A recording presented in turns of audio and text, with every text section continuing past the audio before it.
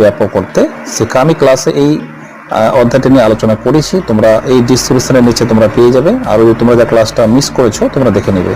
তার মানে আধুনিক শিক্ষা মানে আমরা যা কিছু শিখছি, যা কিছু আমরা জ্ঞান অর্জন করছি আমাদের নিয়ম অনুসারে আমাদের টেক্সট বই থেকে, এটা হচ্ছে আমাদের সংকীর্ণ অর্থে শিক্ষা। ব্যাপক অর্থে শিক্ষা হচ্ছে আমরা টেক্সটের বাইরেও যা কিছু শিখছি সেটা হচ্ছে ব্যাপক অর্থে শিক্ষা।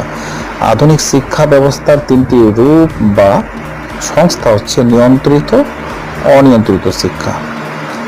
তার মানে আধুনিক শিক্ষা ব্যবস্থাটা হচ্ছে সংকীর্ণ, আর একটা হচ্ছে ব্যাপক অর্থে। এটাও কিন্তু সেটার মধ্যেই পড়ে, অর্থাৎ নিয়ন্ত্রিত, অনিয়ন্ত্রিত, প্রথামুক্ত। আমাদের পরিবার থেকে যা কিছু আমরা জ্ঞান অর্জন করি সেটাও কিন্তু একটা শিক্ষা। কিসের মাধ্যমে শিক্ষার্থীরা তাত্ত্বিক ও ব্যবহারিক জ্ঞান লাভ করতে পারে? এটা হবে পাঠ্যক্রম থেকেই তো আমাদের শিক্ষার্থীরা, তাত্ত্বিক মানে কি,